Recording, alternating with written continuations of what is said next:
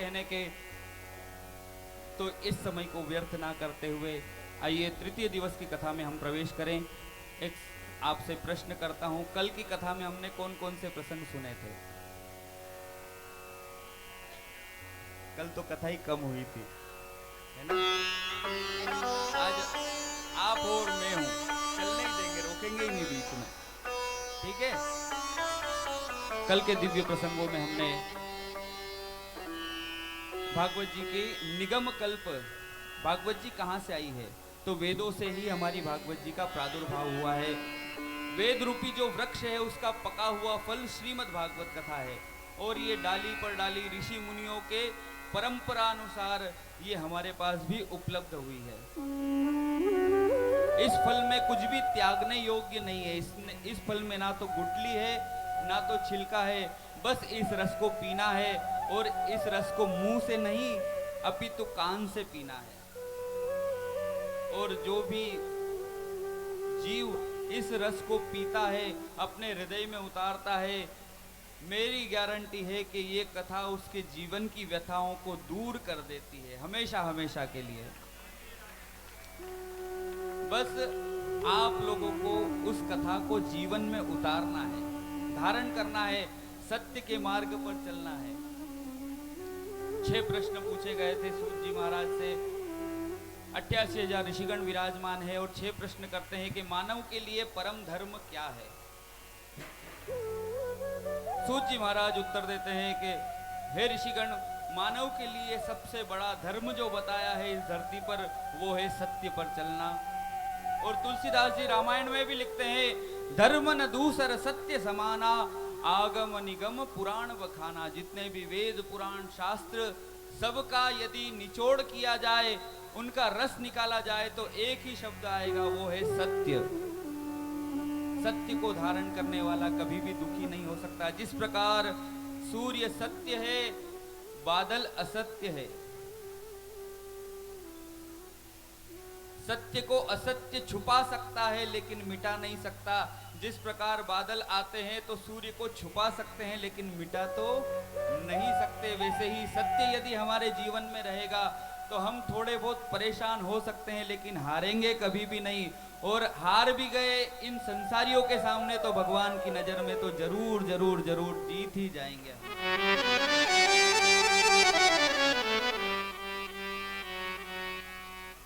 पहले प्रश्न का उत्तर सूक्ष्म में दिया, हालांकि पूरी भागवत ही जिस प्रकार बोला गया था कि 2 स्कंद 1 प्रश्न का उत्तर है, तो आप लोगों को सूक्ष्म में मैं 6 प्रश्नों के उत्तर बता देता हूं, उसके बाद अपन भागवत तो सुनेंगे ही पूरी। तो पहले प्रश्न का उत्तर दिया गया सूत जी महाराज के द्वारा, मानव के लिए परम धर्म क्या है? तो मानव के लिए परम धर्म है सत्य पर चलना। दूसरा प्रश्न पूछा गया था कि समस्त शास्त्रों का सार क्या है, किसको हम अपना माने? तो कल मैंने आपको बताया था हमारे धर्म ग्रंथ कौन से हैं।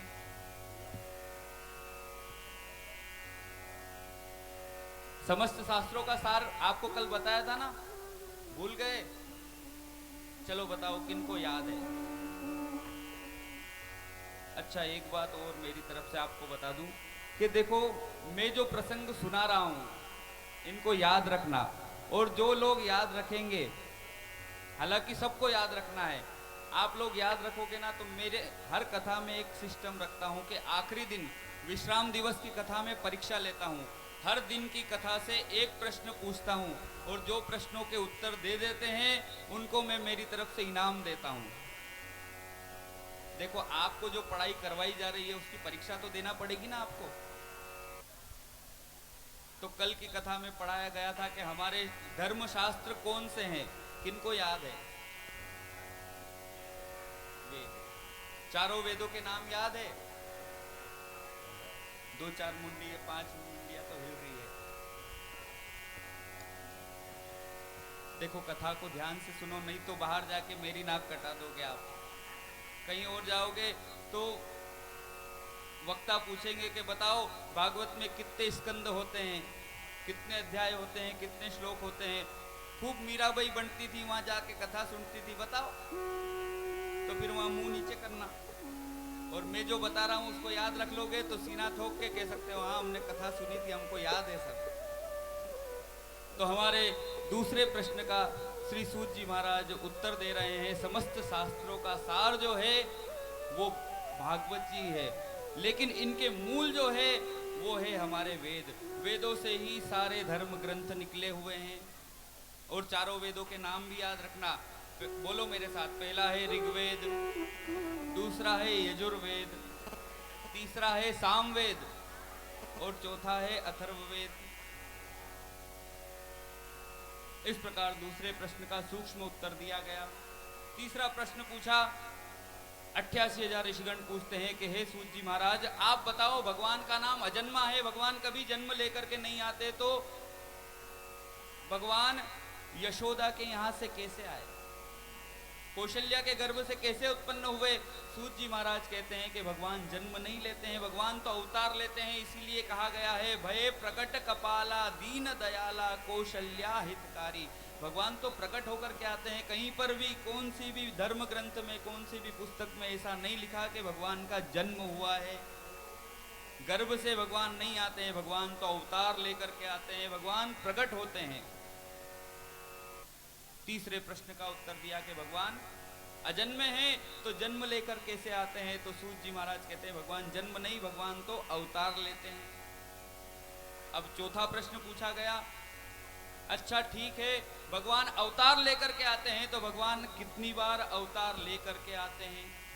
कितने अवतार है भगवान के? सूत जी महाराज कहते हैं हे ऋषिगण आप पूछते हो भगवान के अवतार कितने हैं, तो मैं आपको बता दूं भगवान के मुख्यतः 24 अवतार है। भगवान इस धरती पर 24 बार मुख्यतः आए हैं, लेकिन सिर्फ 24 बार नहीं आए। जब जब भक्त ने बुलाया है तब तक भगवान को आना ही पड़ता है। जब भगवान पुकारता है तब भगवान को आना पड़ता है। हरि अनंत हरि कथानंता, जितने भक्तों के प्रसंगों को हम सुनेंगे तब तब भगवान जरूर जरूर जरूर इस धरती पर आए हैं। लेकिन मन की श्रद्धा श्रेष्ठ होनी चाहिए, भगवान को बुलाने की निष्ठा पूर्ण होनी चाहिए, तभी भगवान आते हैं। अन्य अन्य भगवान कभी भी। अब कितनी बार ऐसा होता है कथा करने जाते हैं तो कितनी माताएं कभी कभी क्या बोलती है कथा के बाद, महाराज हम तो खूब भक्ति करते हैं लेकिन हमको तो भगवान ने खूब दुख दे रखा है, हम तो दुखी हो गए हैं, सुबह शाम भगवान की माला फेरते हैं फिर भी दुखी हैं। होता है आपके साथ भी ऐसा? हाँ, मुंह तो हिल रहे हैं सबके। ऐसा क्यों होता है, किस कारण से होता है पता है? इसका उत्तर आपको देता हूं, तब पूरा प्रसंग सहित सुनो तो आपको पता चल जाएगा भगवान जो जितनी भक्ति करता है उसको दुख क्यों मिलता है। प्रसंग के साथ सुनो। जिस प्रकार कोई रेस का घोड़ा, रेस में जो घोड़े रहते हैं उनके घुड़सवार जब रेस में घोड़े को ले जाते हैं, लाइन से खड़े हो गए, घुड़सवार घोड़े के ऊपर बैठ जाता है। पहले तो घोड़े को बहुत प्रेम करता है और जैसे ही रेस चालू होती है गोली की आवाज आती है 1 2 3 और रेस चालू जैसे ही हुई वैसे ही घुड़सवार अपने घोड़े को चाबुक पे चाबुक मारना शुरू कर देता है। चाबुक मारता है, देखा हुआ सबने? कहाँ देखा? टीवी में। चाबुक मारता है जोर जोर से। और जब वो घोड़ा रेस को जीत जाता है तो घुड़सवार कितना प्रेम करता होगा कि वाह मेरे घोड़े, तूने मेरी लाज रख दी, आज मेरे को इस रेस में जिता दिया। वैसे ही भगवान भी हमारे साथ करते हैं। हम तो हैं घोड़े और भगवान है हमारे ऊपर बैठा हुआ घुड़सवार। हमको भगवान जिताना चाहते हैं इस जीवन की रेस से, इसलिए दुख के कोड़े मारता रहता है, मारता रहता है। और भगवान कभी नहीं चाहता, भगवान कभी नहीं चाहता कि ये दुखी हो, बस ये जीवन की रेस को जीत जाए। और जैसे ही हम इस जीवन की रेस को जीत जाएंगे तो भगवान फिर गले लगा करके प्रेम करेगा, वाह मेरे घोड़े, वाह मेरे इंसान, तूने मेरी लाज रख ली, जीवन की रेस में तूने मुझे जिता दिया है। जिस काम के लिए तुझे रेस में भेजा था वो काम तूने पूरा कर दिया, मेरे को रेस से जिता दिया है। तब भगवान फिर गले लगा करके प्रेम करना शुरू कर देते। इसलिए भगवान दुख देते हैं, और वो दुख दुख नहीं है, आपको जिताने का एक साधन है।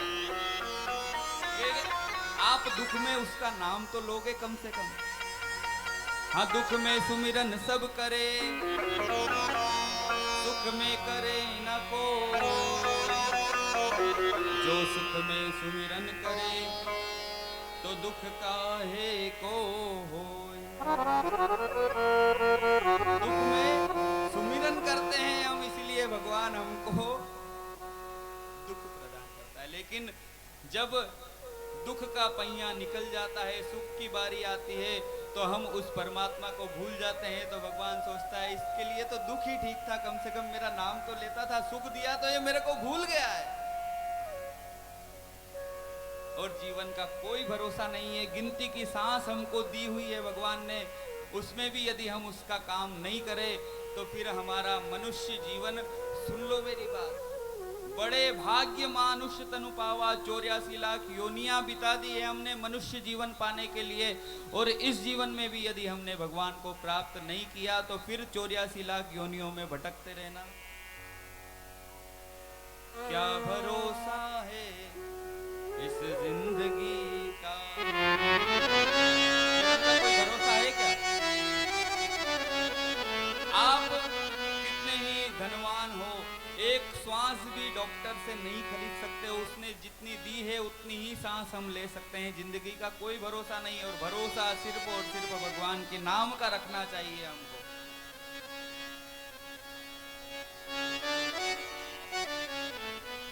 श्वास रुक जाएगी चलते चलते, शम्मा बुझ जाएगी जलते जलते, वो दम निकल जाएगा आदमी का, क्या भरोसा है इस जिंदगी का, क्या भरोसा है इस जिंदगी का, क्या भरोसा है इस जिंदगी का, क्या भरोसा है इस जिंदगी का, क्या भरोसा है इस जिंदगी का। साथ देती नहीं है किसी का, साथ देती नहीं है किसी का, क्या भरोसा है इस जिंदगी का, क्या भरोसा है इस जिंदगी का।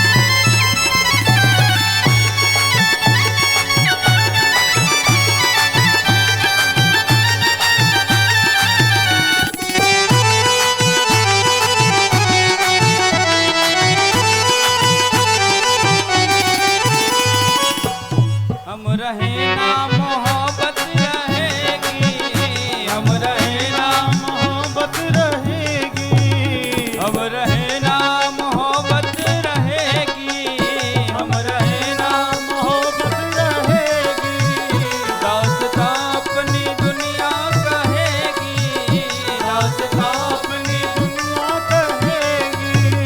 फर्ज पूरा करो बंदगी का, फर्ज पूरा करो बंदगी का, क्या भरोसा है इस जिंदगी का, क्या भरोसा है इस जिंदगी का, क्या भरोसा है इस जिंदगी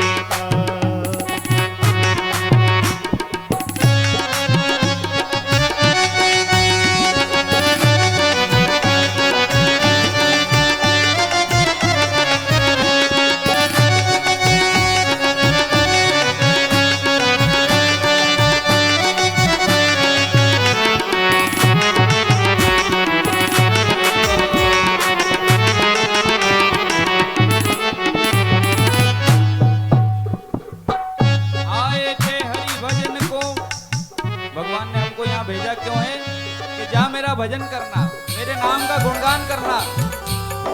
आए थे हरि भजन को, भूल गए सब मूल, जाओगे जब सेठ साहब तो पल्ले पड़ेगी धूल। हम तो जिस मूल को लेने आए थे उसको भी हमने धूल कर दिया है। भगवान का नाम तो भूल गए और संसार में लग गए हैं। तो हम संसार को छोड़ करके, जगत को छोड़ करके जगदीश्वर को अपनाएं और थोड़ा थोड़ा भजन तो हमारे जीवन में रोज हमको करना ही चाहिए। थोड़ा थोड़ा भजन यदि हम करेंगे तो निश्चित ही भगवान हमको अपना लेगा। करना क्या है? रोज थोड़ा थोड़ा हरि का भजन करे ले, रोज थोड़ा थोड़ा हरि का भजन करे ले।